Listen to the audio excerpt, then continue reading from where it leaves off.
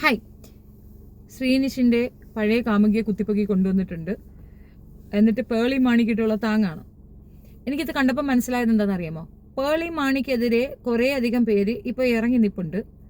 And പേളിയുടെ ഒരു life history ഒക്കെ എടുത്തിട്ട് പേളി അത്ര സ്ട്രെയിറ്റ് അല്ല എന്ന ടൈമിൽ കുറേ അധികം ഇങ്ങനെ പ്രചരിപ്പിക്കുന്നുണ്ട്. അതിൻ്റെ പിന്നിൽ ആരാണെന്ന് പറഞ്ഞു കഴിഞ്ഞാൽ, അന്ന് ഈ ബിഗ് ബോസിനകത്ത് പോയ കുറേ അധികം താരങ്ങളുണ്ട്. അവർക്കൊക്കെ തന്നെ അടക്കി വെക്കേണ്ടി വന്ന കുറേ അമർഷങ്ങളുണ്ട്. അത് അവസരം വന്നപ്പോൾ അവരെല്ലാവരും കൂടെ ഒന്നിച്ചങ്ങോട്ട് പ്രയോഗിക്കുന്നതാണ്. അതിൽ ഇപ്പോൾ ഒരു പെൺകുട്ടിയുടെ മെറീന എന്ന് പറയുന്ന പെണ്ണിൻ്റെ ഒരു ഇഷ്യൂ വന്നല്ലോ. ഈ വിഷയം വന്നപ്പോഴത്തേക്കാണ് അവർക്കൊരു അവസരം കിട്ടിയത്. കാരണം ഏകദേശം ഒരു വിഭാഗം ജനം പേളിക്ക് എഗൻസ്റ്റ് ആയിട്ട് നിൽക്കുന്നുണ്ട് എന്നൊരു തിരിച്ചറിവ് വന്നിട്ടുണ്ട്. അത് വാസ്തവത്തിൽ എന്തുകൊണ്ടാണെന്ന് അറിയാമോ? പേളി ഒരു മോശം ക്യാരക്ടർ ആയതുകൊണ്ടല്ല, പക്ഷേ പേളി ഒരു അവസരവാദിയാണ്, ഓപ്പർച്യൂണിസ്റ്റ് ആണെന്ന് മനസ്സിലാക്കാൻ അവരുടെ ചില ആറ്റിറ്റ്യൂഡ് ധാരാളമാണ്. അപ്പോൾ അതിൽ വിഷമമുള്ള കുറേ അധികം പേരുണ്ട്. അവരാണ് ഇപ്പം ഈ ഒരു വൃത്തികേട് പറയുന്നതിന് വേണ്ടിയിട്ട് പറയുന്ന ആൾക്കാർക്ക് സപ്പോർട്ടീവായിട്ട് നിൽക്കുന്നത്. അതുകൊണ്ടാണ് പേളിക്ക് ഇത്രയധികം മോശമായ ഒരു ഡീഗ്രേഡിങ് ഇതിനകത്ത് സംഭവിക്കുന്നത്. ഒന്നാമത്തെ കാര്യം, ആ പെൺകുട്ടി അവരുടെ അവസരം നഷ്ടപ്പെടുത്തിയ കാര്യം വളരെ പച്ചയായി വന്ന് പറയുന്നു, പേടിയില്ലാതെ പറയുന്നു. അത് സോൾവ് ചെയ്യാൻ പേളി കാണിച്ച ഒരു അറ്റംപ്റ്റ് ഒക്കെ തന്നെ ഫെയില്യൂർ ആയിപ്പോയി. എല്ലാത്തിലും പേളിയുടെ ഉള്ളിലുള്ള ആ ഒരു മറ്റൊരു സ്വഭാവക്കാരി ഉണ്ടല്ലോ, അതിനെ വെളിവാവുകയാണ് ചെയ്തത്. അന്ന് ഇതൊക്കെ പറയാൻ എന്തുകൊണ്ട് ഇവർക്ക് പറ്റിയില്ലെന്ന് ചോദിച്ചു കഴിഞ്ഞാൽ, അന്ന് ഇവർക്കൊക്കെ നെഗറ്റീവ് ഇമ്പാക്റ്റ് ആയിരുന്നു.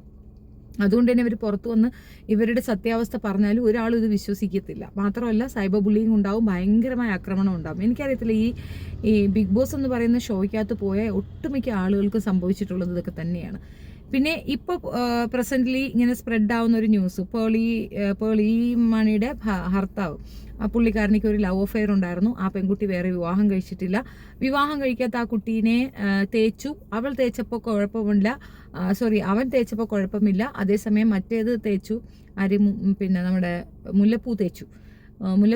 മുല്ലപ്പൂവിൻ്റെ തേപ്പിനെ പറ്റി എടുത്തു വെച്ച് പറയുന്നുണ്ട്. അപ്പം കമ്പാരിസൺ നോക്കുകയാണെന്നുണ്ടെങ്കിൽ, മുല്ലപ്പൂ തേച്ചതായിട്ട് ഒരേ വ്യക്തിയല്ല പറയുന്നത്, ഒന്നിൽ കൂടുതൽ വ്യക്തികൾ പറഞ്ഞതുകൊണ്ടാണ് മുല്ലപ്പൂവിന് അത്രയും ഹേറ്റേഴ്സ് ഉണ്ടായതും മുല്ലപ്പൂവിന് അത്രത്തോളം കേൾക്കേണ്ടിയും വന്നത്. അത് മാത്രമല്ല, ആരെങ്കിലും ഇങ്ങനെ ഒന്ന് അസ്യൂം ചെയ്ത് പറഞ്ഞതല്ല, ഓരോരുത്തർക്കും മനസ്സിലായി, ഓരോരുത്തരും തെളിവ് ഉൾപ്പെടെയാണ് പബ്ലിക്കിൽ വന്ന് പറഞ്ഞിട്ടുണ്ടായിരുന്നത്. അപ്പോൾ അതിനകത്ത് 100% കുറ്റവാളി എന്ന് പറഞ്ഞു നിൽക്കുന്നത് മുല്ലപ്പൂ തന്നെയാണ്. അപ്പോൾ മുല്ലപ്പൂവിൻ്റെ ഭാഗത്ത് ഒരുപാട് മിസ്റ്റേക്കുകളുണ്ട്. പിന്നെ റിവ്യൂ ചെയ്യുന്നവർക്ക് ഒരിക്കലും ദഹിക്കാൻ പറ്റാത്ത തക്കവണ്ണമുള്ള പെർഫോമൻസും മുല്ലപ്പൂ കാഴ്ചവെച്ചിരുന്നു. അതുകൊണ്ട് തന്നെയാണ് ആ ഒരു മീഡിയം, അത് ആര് ചൂസ് ചെയ്താലും അതിനകത്ത് ഫെയിം കിട്ടും എന്ന് ധരിച്ചുകൊണ്ട് പോകരുത്. നിങ്ങളുടെ റിയാലിറ്റി വേറെ പ്രോബ്ലം ഒന്നും ഇല്ല എങ്കിൽ നിങ്ങൾക്ക് നെഗറ്റീവ് തരാൻ പറ്റുന്ന ഒരു സാധനമാണ് അത്. ഒന്ന് മാത്രമല്ല, 24 hours ടൈമിലെ മൊത്തം ഇതിൽ നിന്ന് 1 മണിക്കൂർ മാത്രമാണ് നമ്മുടെ കണ്ണുകളിലേക്ക് കൊണ്ടെത്തിക്കുക. ബാക്കി 23 hours ഒരു ഹൈഡ് ചെയ്യും. അപ്പോൾ അവർക്ക് വേണം എന്ന് തോന്നി, ഈ ഒരു ക്യാരക്ടറിനെ നശിപ്പിക്കണം എന്നൊരു തോന്നിയാൽ, നമ്മളുടെ പ്രവൃത്തികളെ തന്നെ വളച്ചൊടിച്ച് നശിപ്പിക്കുന്ന മെത്തേഡിൽ അവർക്ക് പുറത്തു കൊണ്ടുവന്ന് കാണിക്കാൻ സാധിക്കും. ഒരാളെ ബൂസ്റ്റ് ചെയ്യണം, സപ്പോർട്ട് ചെയ്യണമെന്നുണ്ടെങ്കിൽ ആ രീതിയിലും അത് സാധിക്കും. മുല്ലപ്പൂ വിഷയത്തിൽ പോലും പേളി മാണി മിണ്ടാതിരുന്നത്, അതായത് നമ്മളിപ്പോൾ ഒരു ഇൻഫ്ലുവൻസർ എന്ന് പറയുമ്പോൾ, അത് എല്ലായ്പ്പോഴും ഞാൻ പറയുന്ന ഒരു കാര്യമാണ്, ഒരു ഇൻഫ്ലുവൻസർക്ക് ചില റെസ്പോൺസിബിലിറ്റി ഉണ്ടാകും. അല്ലെങ്കിൽ ആ പൊസിഷനിൽ കയറി ഇരിക്കരുത്. അത്രയും പേര് കൺസേണോടെ നോക്കുന്ന ഒരു വ്യക്തി ഒരു വിഷയത്തിൽ അഭിപ്രായം പറയാതിരിക്കുന്നത് തെറ്റ് തന്നെയാണ്. പ്രത്യേകിച്ച് ഒത്തിരി ഇൻ്റർവ്യൂസ് എടുക്കുന്നു, ഒത്തിരി ഇങ്ങനെയുള്ള സിനിമ ഫീൽഡിലുള്ളവരുമായിട്ടൊക്കെ സഹകരിക്കുന്നു. അങ്ങനെയുള്ളൊരു വ്യക്തി ഒരു വിഷയത്തിൽ അഭിപ്രായം പറയേണ്ട സമയത്ത് പോലും മൗനം പാലിച്ചതിൻ്റെ ആഫ്റ്റർ എഫക്റ്റാണ് പേളി ഇപ്പം നേരിടുന്നതെന്നാണ് എനിക്ക് മനസ്സിലാവുന്നത്. അപ്പം ഈ വിഷയത്തിൽ കുറേയധികം റിപ്പോർട്ടേഴ്സ് വരുന്നുണ്ട്. ബിഗ് ബോസ് ഹൗസിൽ വെച്ച് പേളി ശ്രീനിഷ് പ്രണയം പൂത്തുലഞ്ഞപ്പോൾ അത് വെറും പ്രണയ നാടകമാണെന്നായിരുന്നു ഹൗസിലുണ്ടായിരുന്ന സഹമത്സരാർത്ഥികളും പേളിഷ് ആരാധകർ ഒഴികെയുള്ളവരും പറഞ്ഞത്. അതിന് ഏറ്റവും പ്രധാനപ്പെട്ട കാരണമായി ചൂണ്ടിക്കാട്ടിയത് ശ്രീനിഷിന് പുറത്ത് മറ്റൊരു സീരിയൽ നടിയുമായി പ്രണയമുണ്ടെന്ന വാർത്ത തന്നെയായിരുന്നു. അത് ഹൗസിൽ ഒപ്പമുണ്ടായിരുന്ന രഞ്ജിനി ഹരിദാസ് അടക്കമുള്ളവർ പലവട്ടം ഇക്കാര്യം പറഞ്ഞിരുന്നുവെങ്കിലും പേളിഷ് ഹാഷ്ടാഗിന്റെ വ്യാപനത്തിൽ അതെല്ലാം മുങ്ങിപ്പോവുകയായിരുന്നു. എന്നാൽ ഇപ്പോൾ വർഷങ്ങൾക്ക് ശേഷം പേളി വിവാദത്തിൽപ്പെട്ടതോടെ ശ്രീനിഷിന്റെ ആ പഴയ പഴയ പ്രണയവും കുത്തിപ്പൊക്കിയിരിക്കുകയാണ് സോഷ്യൽ മീഡിയ. ശ്രീനിഷ് പ്രണയത്തിലായിരുന്നുവെന്ന വാർത്ത സത്യമായിരുന്നുവെങ്കിലും പെൺകുട്ടി ആരാണെന്ന് തുറന്നു പറഞ്ഞിരുന്നില്ല. ഇപ്പോഴിതാ ആ നടി ആരാണെന്ന് പുറം ലോകവും അറിഞ്ഞിരിക്കുകയാണ്. തനിക്കൊരു പ്രണയമുണ്ടെന്നും എല്ലാം വിചാരിക്കുന്നത് പോലെ നടക്കുകയാണെങ്കിൽ ഉടൻ വിവാഹമുണ്ടാകുമെന്നുമായിരുന്നു ശ്രീനിഷിന്റെ തുറന്നു പറച്ചിൽ. ബിഗ് ബോസ് ഷോ തുടങ്ങുന്നതിന് കൃത്യം 1 വർഷം മുന്നെയായിരുന്നു ശ്രീനിഷ് തന്റെ പ്രണയത്തെക്കുറിച്ച് പറഞ്ഞത്. അമ്മുവിന്റെ അമ്മ എന്ന സീരിയലിൽ അഭിനയിച്ച് പൂർത്തിയാക്കിയതിന് പിന്നാലെയാണ് ബിഗ് ബോസ് ഹൌസിലേക്ക് ശ്രീനിഷ് എത്തിയത്. ഈ സീരിയലിലെ നായിക നടിയുമായിട്ടായിരുന്നു ശ്രീനിഷ് പ്രണയത്തിലായത്. ആ നടി മറ്റാരുമല്ല, ഇന്നും അവിവാഹിതയായി തന്നെ തുടരുന്ന നടി മാളവിക വെയിൽസ് ആണ്. ബിഗ് ബോസ് ഹൌസിലേക്കുള്ള യാത്രയിൽ ശ്രീനിഷിനെ എയർപോർട്ടിൽ കൊണ്ടുചെന്നാക്കിയതും ശ്രീനിഷിന് വേണ്ട വസ്ത്രങ്ങളെല്ലാം തെരഞ്ഞെടുത്ത് അയച്ചിരുന്നതുമെല്ലാം ഈ നടിയായിരുന്നു. തുടർന്ന് ശ്രീനിഷ് ഹൌസിൽ വെച്ച് പേളിയുമായി പ്രണയത്തിലായതോടെ വലിയ മാനസികാഘാതത്തിലായിരുന്നു നടി. ഒരുപാട് കാലത്തോളം ഡിപ്രഷനിലേക്ക് പോലും മാളവികയെ ശ്രീനിഷിന്റെ ചുവടുമാറ്റം തള്ളിവിട്ടിരുന്നു. മാളവികയുടെയും ശ്രീനിഷിന്റെയും പ്രണയം സീരിയൽ ലോകത്തെ പലർക്കും അറിയുകയും ചെയ്യാമായിരുന്നു. ശ്രീനിഷിനെ പല പ്രതിസന്ധി ഘട്ടങ്ങളിലും സാമ്പത്തികമായി സഹായിച്ചിട്ടുള്ള മാളവിക ബിഗ് ബോസ് ഹൌസിലേക്ക് പോകാൻ നേരം ഷോപ്പിംഗ് അടക്കം ചെയ്തു കൊടുത്തിരുന്നു. എന്നാൽ അതെല്ലാം മറന്നാണ് ശ്രീനിഷ് പേളിയുമായി പ്രണയത്തിലായത് എന്നാണ് ഇപ്പോൾ പുറത്തുവരുന്ന കഥകൾ. പേളിയും ശ്രീനിഷും ഗെയിമിന്റെ ഭാഗമായി ഇഷ്ടത്തിലായതാണെന്നും അതല്ലാതെയുള്ള ആത്മാർത്ഥത ഒന്നുമില്ലെന്നും തുടങ്ങി ഷോ നടക്കുന്ന സമയത്ത് പല ആരോപണങ്ങളും പുറത്തു വന്നിരുന്നു. എന്നാൽ പുറത്തിറങ്ങിയതിനു ശേഷം വീട്ടുകാരുടെ സമ്മതത്തോടെ ഇരുവരും വിവാഹിതരാവുകയായിരുന്നു. ഇന്ന് കേരളത്തിലെ ഏറ്റവും നല്ല മാതൃകാ ദമ്പതിമാരാണ് ശ്രീനിഷും പേളിയും. പേളിയെ മാതൃകാ അമ്മ എന്നാണ് ആരാധകർ വിളിക്കുന്നത്.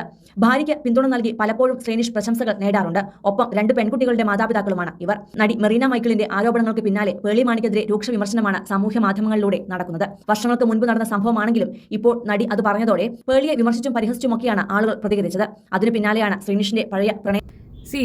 അതിനകത്ത് അന്ന് ഇവരെല്ലാവരും പരസ്പരം സംസാരിച്ചിരുന്ന ഒരു കാര്യം, ഇവർ പുറത്തിറങ്ങിയിട്ട് രണ്ടുപേരും പരസ്പരം പറഞ്ഞു പിരിയും. അതിന്റെ കാരണമാണ് ഇപ്പൊ നിങ്ങൾ കേൾക്കുന്ന ഈ വീഡിയോ.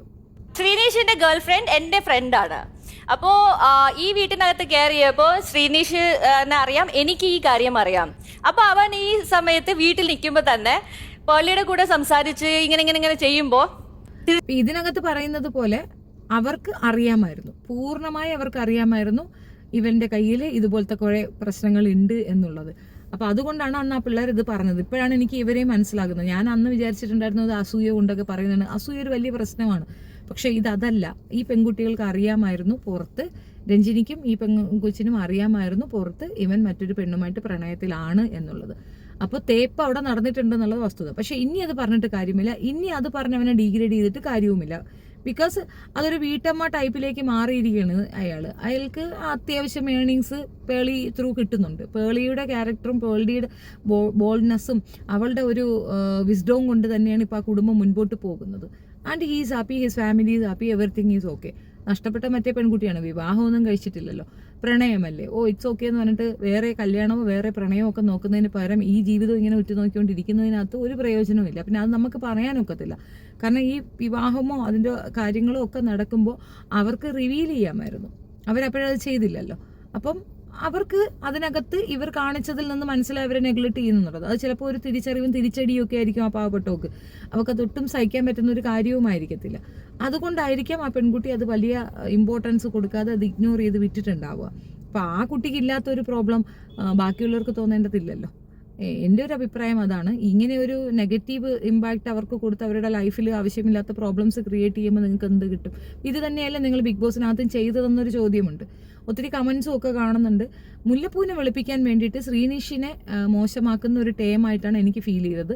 അതൊരിക്കലും അഡ്ജസ്റ്റ് ചെയ്യാൻ ഒക്കത്തില്ല. അതൊരിക്കലും അങ്ങോട്ട് ദഹിക്കുന്ന കാര്യമല്ല. മുല്ലപ്പൂവിൻ്റെ വിഷയത്തിൽ മുല്ലപ്പൂ ചെയ്തത് വലിയ മിസ്റ്റേക്കാണ്. 1-2 മിസ്റ്റേക്കല്ല മിൻ്റപ്പ് ചെയ്തിട്ടുള്ളത്.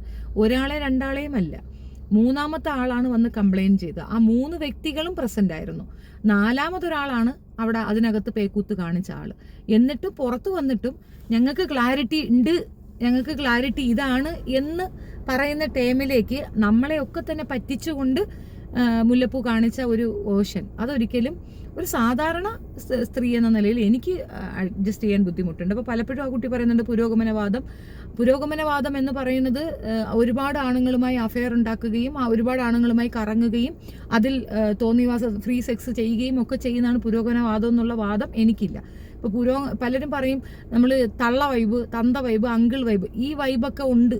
ഇത് നമ്മുടെ പൂർവികർക്കും ഉണ്ടായിരുന്നു, അത് ഉണ്ടാകണം. ചിലയിടങ്ങളിൽ നമ്മൾ കൃത്യമായി അത് പറയണം.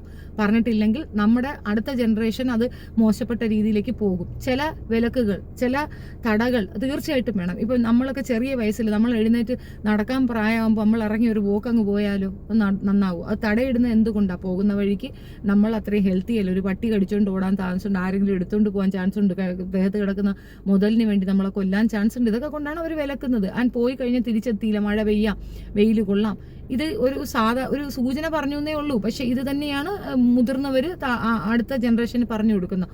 ഓവറായിട്ട് ചെയ്യുന്നതല്ല. ഇപ്പോഴത്തെ കുട്ടികൾക്കാണെങ്കിലും പുരോഗമനം പറയുന്ന, പിന്നെ ഈ ഇക്വാലിസം പറയുന്ന, ഫെമിനിസം പറയുന്ന മിക്കവാറും ആൾക്കാരുടെ ഒരു ധാരണ എന്തെന്ന് പറഞ്ഞു കഴിഞ്ഞാൽ ഫെമിനിസം ആയാലും ഈ പുരോഗമനം, പ്രോഗ്രസീവ് തിങ്കിങ് എന്നൊക്കെ പറയുന്നതൊക്കെ തന്നെ ഫ്രീ സെക്സ്, ഒത്തിരി ആൾക്കാരുമായിട്ട് ഇഷ്ടമുള്ളപ്പോൾ ജീവിച്ച് അതിനെ ഫ്രീ സെക്സ് എന്നൊന്നും പറയത്തില്ല. ഇപ്പം മൃഗങ്ങളിൽ പോലും നിങ്ങൾക്കറിയാമല്ലേ, നരിയാണോന്ന് അറിയത്തില്ല, കുറുക്കനോ, ചെന്നായകൾക്ക് അങ്ങനെയാണ്, ഒരു പാർട്ട്ണറേ ഉണ്ടാവുള്ളൂ. അപ്പം മൃഗങ്ങൾക്കിടയിൽ പോലും അങ്ങനെ ഒരു സെലക്റ്റീവ് മെത്തേഡ് ഉണ്ട്. ബാക്കിയുള്ള മൃഗങ്ങളെ പോലെയല്ല, അതിനൊരു സ്പെഷ്യൽ കൺസിഡറേഷൻ, ഒരു സ്പെഷ്യൽ ലെവലിലാണ് അവർ പോകുന്നത്. ഒരു പാർട്ട്ണറേ ഉണ്ടാവും, മകനുമായിട്ടോ അല്ലെങ്കിൽ ഈ ബാക്കിയുള്ള മൃഗങ്ങളൊന്നും അങ്ങനെയല്ല.